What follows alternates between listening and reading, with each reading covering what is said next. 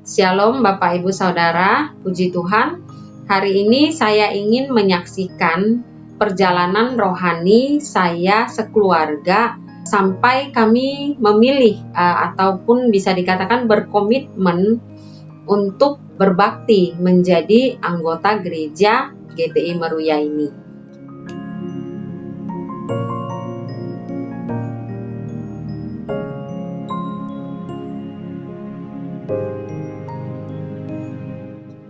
Ini sebuah proses yang bagi saya lumayan panjang ya. Jadi dari saat belum menikah, saya dengan suami ya bisa dibilang kita shopping gereja gitu ya. Berkeliling gereja dari satu gereja ke gereja yang lain. Minggu ini ke gereja A, dirasa enak, oh coba kita ke gereja B lagi gitu. Dan jadi karena suami saya juga sebelumnya pelayanan di gereja di daerah Senen. Jadi kami juga punya banyak kenalan ya, teman-teman yang dari hamba-hamba Tuhan. Jadi ngajak ke gereja mana, dan kami coba-coba gitu ya, mau ke gereja A, ke gereja B, ke gereja C gitu. Nah, jadi setiap minggu itu ya shopping gereja lah, pindah-pindah. Kalau yang dirasa enak, mungkin minggu depan kami datang lagi. Atau 2 kali datang, kemudian coba yuk ke gereja C lagi gitu. Kita coba lagi ke gereja mana. Nah, akhirnya ya kerjaan kita setiap minggu itu yaitu shopping gitu ya, shopping gereja. Dan itu terjadi cukup lama ya Bapak Ibu.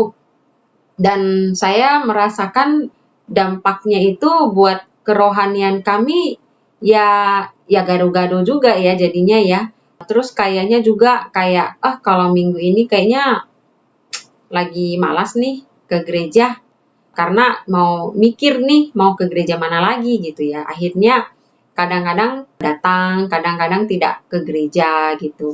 Dan ketika kami datang ke sebuah gereja pun kadang ngerasanya aneh gitu ya.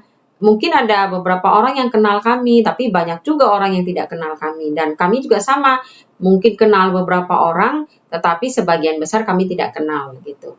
Dan itu terjadi sampai awal kami pindah ke Surabaya, juga seperti itu. Di Surabaya juga kami jadi sampai saat itu kami memang belum berkomitmen untuk menetap di sebuah gereja lokal menjadi anggotanya gitu. Dan tetapi sampai kemudian ketika hamil pertengahan di kandungan, ya hamil usia 5 bulan lah gitu ya. Saya bilang sama suami, pengen nih kita jadi anggota satu gereja aja, jangan pergi-pergi pindah-pindah lagi, udah males, udah capek gitu ya. Dan akhirnya di Surabaya kami menemukan sebuah gereja yang kami akhirnya berkomitmen di situ, berbakti di situ. Dan itu perjalanan itu selama 2 tahun. Dan itu ya udah tidak pernah pindah-pindah lah, ikut komsel di situ, ikut semua kegiatan di gereja itu.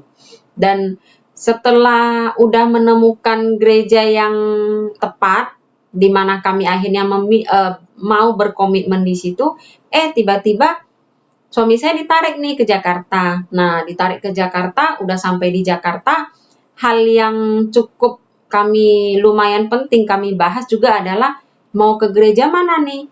Dan ya akhirnya kami kembali ya pergi coba ke gereja A, ke gereja B, ya tidak banyak sih, cuman adalah 2-3 gereja kami beberapa kali datangin selama mungkin 2-3 bulanan gitu. Dan sama seperti yang kami rasakan lagi saat kami dari belum menikah itu, waktu kami masih shopping gereja ya, rasanya kok rohani mulai kering karena ya kayak gimana ya, hari ini, minggu ini di gereja A dapatnya apa, minggu depan di gereja B dapatnya apa. Dan pada akhirnya yang sering terjadi adalah kita jadi males gitu. Kadang aduh kayaknya males nih ke gereja karena bingung juga mau ke gereja mana gitu ya. Dan sampai akhirnya saya ini dari saya dulu ya. Saya sendiri berpikir, ini kita punya anak nih, waktu itu masih 2 anak. ini 2 anak kalau ikut kami, orang tuanya pindah-pindah gereja, anaknya juga bingung gitu. Terus kita mau ngajarin apa nih ke anak-anak? Gimana anak kita bisa bertumbuh kalau kita pindah-pindah gereja seperti ini, tidak mau mengambil komitmen untuk menetap menjadi anggota sebuah gereja dari satu gereja saya saja. Lalu saya ingat waktu saya masih remaja, papa saya pernah mengatakan untuk tidak boleh pindah-pindah gereja. Jadi pada saat remaja itu saya pernah minta sama papa untuk diizinkan pindah gereja. Mau ikut sama teman-teman yang lain. Dan saat itu papa tidak mengizinkan. Papa saya mengatakan tidak boleh pindah-pindah gereja karena orang yang pindah-pindah gereja itu susah bertumbuh. Hari ini ke gereja A, besok ke gereja B, besok ke gereja C, lalu ke gereja A lagi, lalu ke gereja C. Pindah-pindah seperti itu. Itu tidak boleh. Tuhan mau kita kalau sudah di satu gereja saja. Nah, itu dengan bahasa sederhananya dari papa saya pada saat itu. Dan ketika saya lagi berpikir itu, saya ingat kembali apa yang papa saya sampaikan itu. Dan saat itu juga papa saya masih tetap ada di gereja Meruya. Dan saya melihat papa saya cukup bertumbuh rohaninya. Selalu semangat ikut komsel, selalu semangat hari Minggu pergi ke gereja gitu. Dan akhirnya saya bilang sama suami saya, ayolah kita coba kembali ke gereja Meruya aja gitu. Kita lihat, suami saya bilang, ya udah nggak apa-apa kita ke gereja Meruya gitu. Papa saya senang sekali waktu kami bilang, kami ingin kembali ke gereja Meruya. Dan saat sebelum hari Minggu itu saya sudah berdoa bilang sama Tuhan, Tuhan kami ingin kembali ke gereja Meruya. Kalau memang ini pada akhirnya tempat yang memang Tuhan sudah tetapkan buat kami, kayak ingin Tuhan kasih ya tanda gitu ya, seperti apa sih gitu ya. Dan akhirnya minggu pertama kami kembali, saat kembali sampai di gereja Meruya itu baru sampai depannya aja, saya kayak merasa ada rasa, oh saya pulang nih. Nah, jadi saya kayak melihat kembali rumah saya. Dan ketika masuk itu saya benar-benar merasa kayak menemukan keluarga kembali. Kami disambut dengan baik, ada welcome lah ya. Dan saya merasakan bahwa ketika kami mengambil keputusan untuk mengambil komitmen itu untuk kembali ke gereja Meruya, bahkan pada saat kami belum ke sana, belum ke gereja gitu, itu saya udah merasakan perasaan yang damai sejahtera gitu. Dari situ saya yakin bahwa memang Tuhan ingin kami menjadi anggota sebuah gereja, bukan menjadi jemaat atau orang Kristen yang shopping gereja, cari-cari gereja, karena memang nggak ada gereja yang sempurna Bapak Ibu ya. Dan yang saya dapatkan ketika kami kembali mau mengambil komitmen untuk kembali ke gereja Meruya ini adalah kami diterima seperti sebuah keluarga.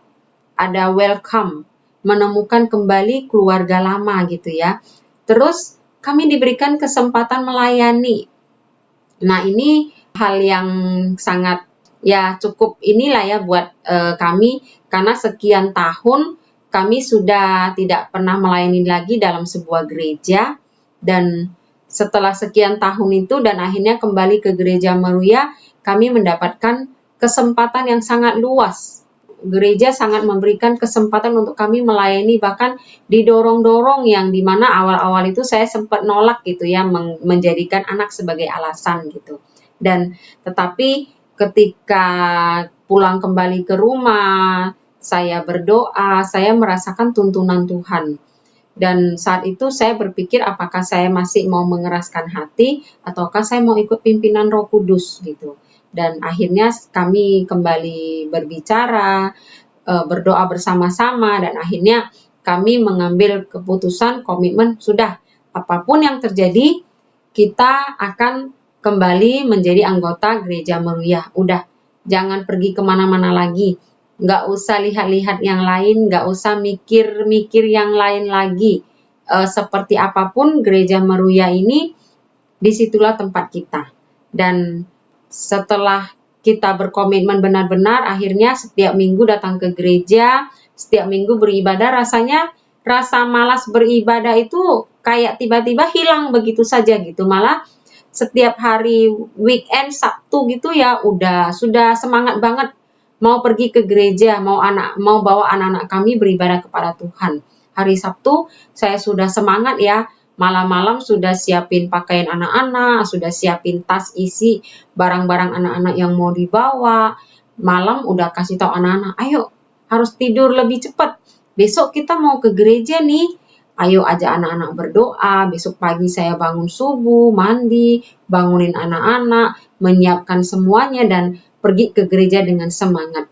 Dan akhirnya saya menyadari bahwa ketika kita mau mengambil komitmen untuk menjadi anggota sebuah gereja, memang itulah yang Tuhan kehendaki buat kita, karena dampaknya juga sangat besar buat kita. Dan kami sendiri mengalami tidak ada lagi rasa malas pergi ke gereja, malahan yang ada jadi semangat pergi ke gereja karena akan ketemu dengan saudara-saudara seiman, ketemu dengan gembala sidang, melayani Tuhan kembali. Dan puji Tuhan sampai saat ini kami melihat anak-anak kami bertumbuh lumayan ini ya, anak-anak kami yang dari awal ke gereja itu tidak ngerti, tidak mau ikut, tidak ngerti yang namanya berdoa, kalau dengar firman Tuhan yang lari sana sini aja. Tetapi sekarang anak-anak kami itu kalau malam udah diajak berdoa, udah langsung duduk, lipat tangan, berdoa. Anak yang bayi aja itu sampai sekarang sangat semangat sekali kalau diajak berdoa. Kalau bilang ayo berdoa, dia yang lagi main langsung cepat-cepat lari kepada saya atau papanya, langsung duduk, lipat tangan, senyum-senyum mau ikut berdoa. Jadi saya ingin mengajak Bapak Ibu semuanya, ayo kita sama-sama berkomitmen.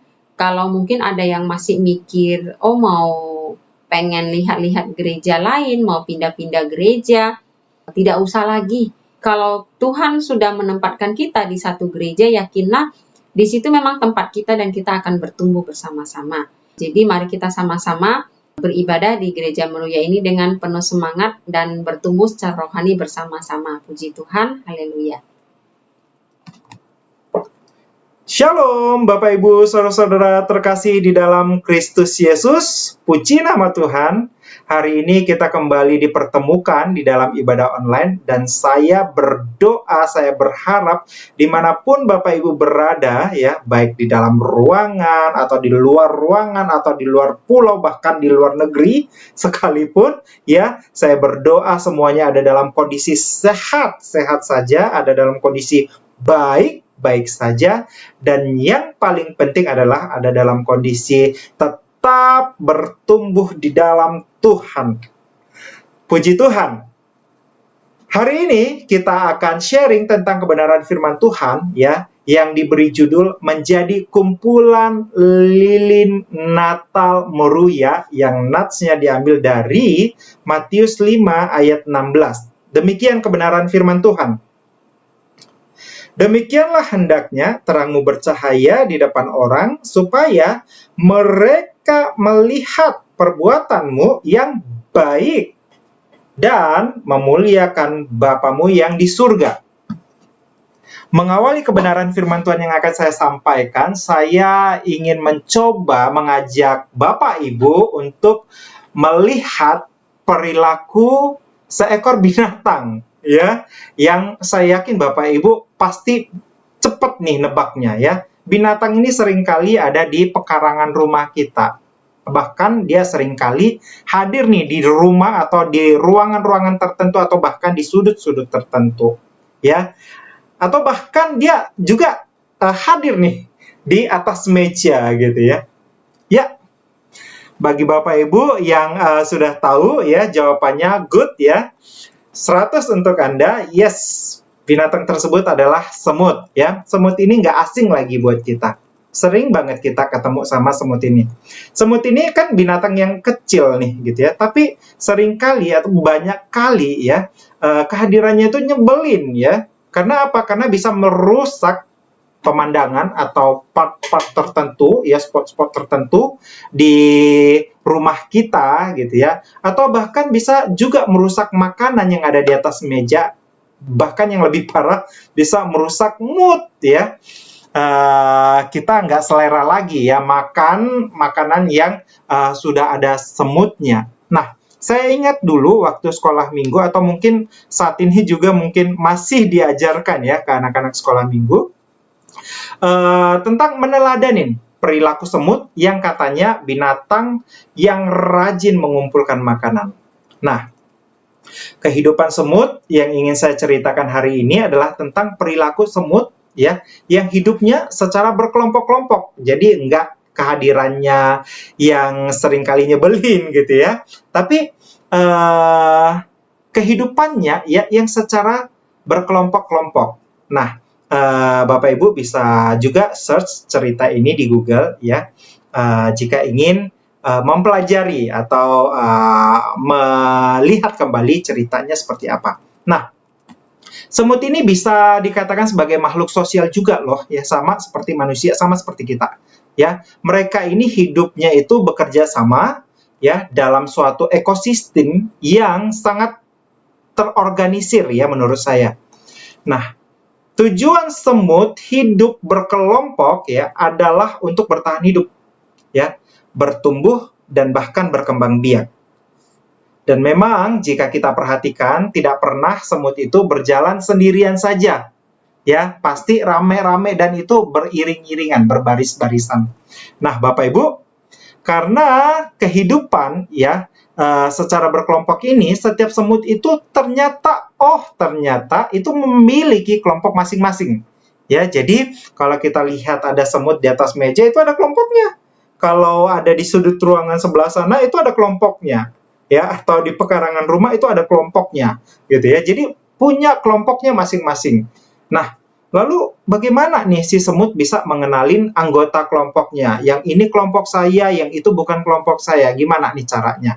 Nah, ketika saya searching ya, jadi ternyata di dalam tubuh semut itu ada zat kimia yang disebut sebagai zat feromon ya. Saya tidak begitu familiar ya dengan zat ini, cuman di sana dikatakan ya dari hasil searching saya, si feromon ini ternyata ya adalah zat kimia yang dikeluarkan oleh semut ya. Zat inilah yang menjadi semacam ciri khas ya untuk mengenali apakah seekor semut merupakan bagian dari anggota kelompoknya atau berasal dari kelompok yang lain. Nah, jadi jika ada seekor semut dari kelompok lain yang masuk ke dalam sebuah koloni semut tertentu, maka para semut yang ada di dalam koloni tersebut akan segera mengetahuinya ya berdasarkan si zat yang saya sebut tadi feromon ya yang dikeluarkan dari dalam tubuh si semut ini, dan mereka pun akan langsung mengusir ya semut asing tersebut. Kasihan kan ya. Jadi kalau udah sendirian, lonely gitu ya, terus masuk dalam komunitas gitu ya, komunitas semut tertentu gitu, terus diusir karena nggak sama, kasihan ya. Nah, jadi melihat kehidupan para semut ini ya bisa ya dikatakan bahwa semut-semut itu memahami kodratnya, yakni hidup itu dalam kelompok-kelompok ya. Jadi jika dia berusaha hidup sendirian, maka dengan sangat cepat dia akan mati ya, karena semut tidak mungkin dapat bertahan hidup tanpa kelompoknya. Nah, begitu juga nih dengan orang yang sudah percaya kepada Tuhan. Ya, kita bisa menggunakan dengan sebutan orang percaya, atau orang beriman, atau orang Kristen ya. Ini juga harus bergabung dalam sebuah gereja lokal agar mendapatkan apa? Bimbingan. Dari siapa? Baik dari gembala, pengurus gereja, dan sesama saudara seiman untuk terus bertumbuh di dalam pengenalan akan Kristus Yesus. Nah, saya yakin sekali bahwa setiap orang percaya itu harus menjadi anggota gereja lokal sebagai bagian dari tubuh Kristus. Nah, mengapa nih orang percaya harus menjadi anggota gereja lokal? Apa sih pentingnya menjadi anggota gereja lokal? Nah, orang percaya ternyata yang bergabung menjadi anggota gereja lokal akan mengalami yang namanya pertumbuhan rohani yang terarah. Ya, ada sebagian orang percaya yang berpikir dan merasa nggak perlulah, ya, bahkan menolak untuk menjadi anggota dari sebuah gereja lokal, ya, dengan berbagai macam alasan, ya. Banyak alasan yang bisa diberikan. Ada yang merasa tidak ingin terikat lah dalam sebuah gereja lokal, ya. Ada yang merasa tidak cocok lah dengan gembalanya atau jemaatnya atau pengerjanya, lalu pindah ke gereja lain dan menemukan ketidakcocokan juga, lalu pindah lagi hingga akhirnya memutuskan untuk tidak menjadi anggota gereja manapun. Ada yang berpikir akan mendapatkan lebih banyak multivitamin, ya, dengan pergi ke berbagai gereja yang berbeda-beda dibandingkan jika hanya menjadi anggota dari satu gereja saja. Nah, Bapak Ibu, orang-orang seperti itu sesungguhnya nggak menyadari bahwa ketika mereka bergabung, ya, berkomitmen menjadi anggota gereja lokal, mereka akan mengalami yang namanya pertumbuhan rohani yang lebih terarah. Ya, tanpa menjadi anggota gereja lokal, siapa yang akan membimbing saya? Yang membimbing kita, yang ngarahin kita? Ketika kita mendengarkan khotbah yang mungkin didengar dari media sosial, ya, apalagi saat ini pandemik, ya, seperti ini banyak banget ibadah-ibadah online dan khotbah-khotbah online beredar di media sosial, ya. Kemudian lalu bingung, ya, dan nggak paham, ya. Siapa yang akan bantu jelasin?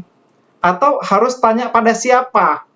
Ya, mau tanya siapa nih, gitu ya? Gembalanya nggak ada, gitu. Nah, nggak ada, ya.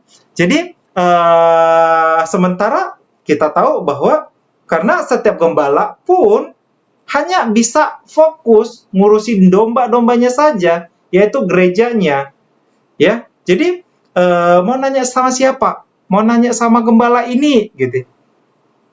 Gembala tersebut pun sibuk ngurusin domba-dombanya, ya. Kalau ada waktu dilayanin, ya. Kalau ada kesempatan, ya dilayanin, ya harus dilayanin, ya.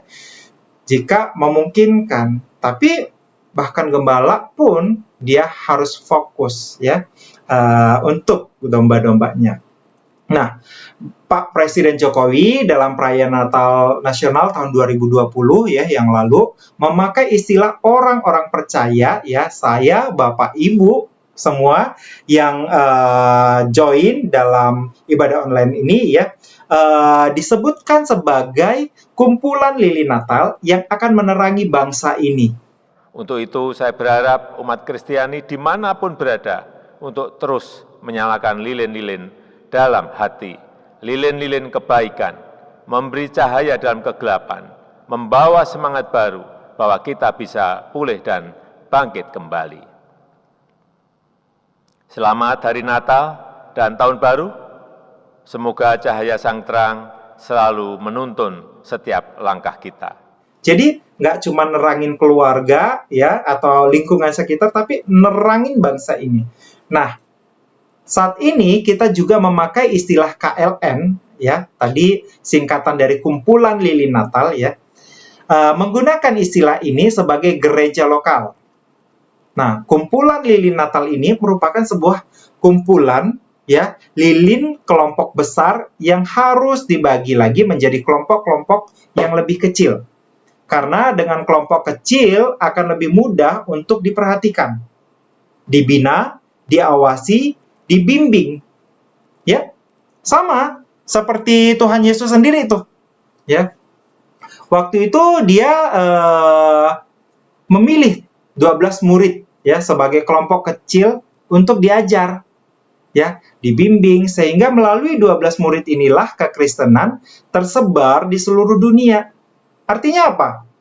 Setiap kita harus berani nih dan mau mengambil komitmen untuk menjadi kumpulan lilin Natal di mana, ya.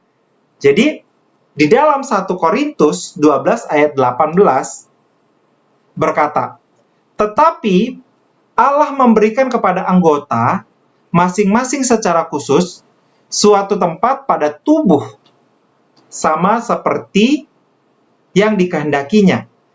Gereja digambarkan sebagai tubuh Kristus. Apakah kita mau masuk menjadi bagian dari tubuh Kristus itu? Apakah kita ini mata mungkin, atau tangan, atau kaki, atau badan, ya? Jika kita ada dan menjadi bagian tubuh itu, maka kita pasti mengalami yang namanya pertumbuhan. Jika kita ada, ya, menjadi bagian dari tubuh tersebut. Tuhan sudah menyiapkan nih tempat khusus buat kita dalam sebuah gereja. Nah, pertanyaannya, apakah kita mau mengambil tempat itu? Ataukah kita memilih untuk pergi dan tidak berada di tempat manapun? Ya. Nah, menjadi anggota gereja lokal, Bapak Ibu, ini memberikan sebuah keluarga baru bagi orang percaya. Satu hal yang membahagiakan saat kita masuk menjadi anggota dari sebuah gereja lokal adalah ketika kita mendapatkan keluarga baru, keluarga secara rohani, yang memberi kita tanggung jawab untuk saling mengasihi, saling memperhatikan, saling mendoakan, ya. Terima kasih banyak Bapak Ibu, ya, yang selalu mendoakan, getol banget mendoakan, ya, terutama untuk saudara kita yang mengalami sakit, ya. Di sini nih tempatnya, ya, saling mengasihi juga saling mengingatkan, ya. Jadi kalau ada dengar gitu, ya, teguran rohani gitu, ya, bagus, itu fungsinya, ya, saling mengingatkan, ya. Begitu dicambuk, ya, baru ngeh lagi, oh ya, udah mulai miring nih jalannya, yuk lurus lagi, oh bagus gitu, ya. Nah, Efesus 4 ayat 16 berkata nih, daripadanya seluruh tubuh yang rapi tersusun dan diikat menjadi satu oleh pelayanan semua bagiannya, sesuai dengan kadar pekerjaan tiap-tiap anggota, menerima pertumbuhannya dan membangun dirinya dalam kasih. Menjadi anggota gereja lokal mengikat kita semua yang ada di dalamnya menjadi satu, saling melayani. Bapak Ibu, gambaran tersebut mirip banget dengan sebuah keluarga, kan? Ya, tentunya kita akan memperhatikan semua anggota keluarga kita, ya, lebih dari orang lain yang bukan anggota keluarga. Ya, sama seperti kayak saya memperhatikan saudara saya ini, gitu. Saya lebih memperhatikan saudara tersebut, ya, dibanding saya memperhatikan orang lain, ya. Kita akan lebih mengutamakan juga anggota keluarga. Baik buruknya keluarga juga, iya, yaitu tetap keluarga kita, ya. Bahkan jika ada hal yang salah dalam keluarga, kita akan berusaha membuatnya untuk menjadi baik kembali. Nah, saya ingat, ya, waktu itu Om Sony pernah juga menggunakan gambaran tentang sebuah restoran atau rumah makan lah, ya. Nah, kita ini adalah pemilik restoran, ya, atau pengunjung restoran, ya. Saat sebuah restoran bermasalah, maka sang pemilik restoran akan mengupayakan mati-matian, habis-habisan untuk memperbaiki, melakukan evaluasi, ya. Sedangkan seorang pengunjung ketika datang ke sebuah restoran, ia hanya bisa menjadi pengamat, ya. Kalau ada yang nggak beres, yang dilakukan justru mengecam, gitu, ya, mengkritik. Ini kenapa? Ya. Lalu tinggalkan, ya, dan gak pernah kembali lagi. Nah, Bapak Ibu, jika kita sudah memiliki tempat, ya, berbakti di sebuah gereja lokal, maka jika kita melihat gereja itu ada yang kurang, maka tugas kita bersamalah untuk sama-sama membangun. Bukan hanya mengkritik, lalu pergi dan mencari gereja yang menurut kita lebih baik, ya, menurut standar kita. Jika itu yang kita lakukan, maka percayalah kita tidak akan pernah temukan gereja tersebut. Karena nggak ada, Bapak Ibu, gereja yang sempurna. Bahkan kita sendiri pun sebagai jemaat juga bukan jemaat yang sempurna. Bapak Ibu, saudara-saudara sekalian, sadarilah bahwa Tuhan sudah menyiapkan nih tempat untuk kita. ya, bukan cuma tempat di surga, tapi tempat ya di bumi ini ya, yaitu sebuah gereja lokal untuk kita bertumbuh, mencapai kesempurnaan. Nggak sekonyong-konyong kesempurnaan tersebut. Itu butuh proses ya. Kita diproses di mana ya?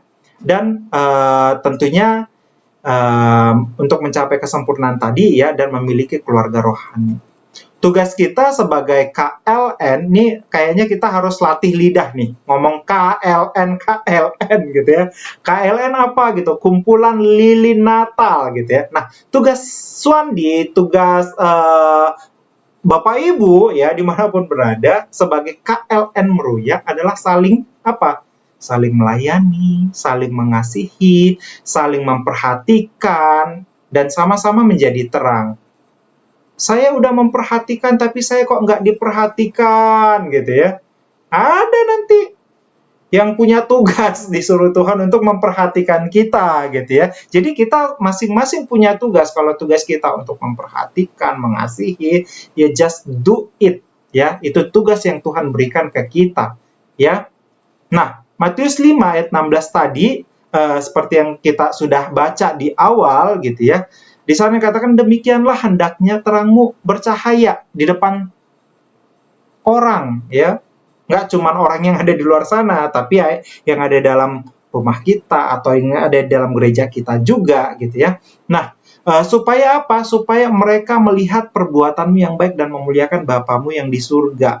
Mungkin lilin kita nggak begitu besar ya nyalanya gitu. Tapi kalau kita masing-masing menjalankan fungsi kita ya, lilin kita menyala sebesar atau sekecil apapun, akumulasi dari lilin-lilin yang menyala ini bisa menjadi sebuah nyala atau terang yang cukup benderang gitu ya. Sehingga apa? Sehingga di sana dikatakan memuliakan Bapamu yang di surga. So, kita harus sadar partnya kita itu apa ya. Nah, Bapak Ibu, gereja adalah keluarga kita, ya, rumah kita, tempat kita bertumbuh secara rohani bersama-sama, ya. Mari saya ajak kita sama-sama berkontribusi bagi gereja kita supaya pekerjaan pelayanan Tuhan semakin maju. 1 Petrus 4 ayat 10 ini. Layanilah seorang akan yang lain sesuai dengan karunia yang telah diperoleh tiap-tiap orang sebagai pengurus yang baik dari kasih karunia Allah. Tuhan Yesus memberkati.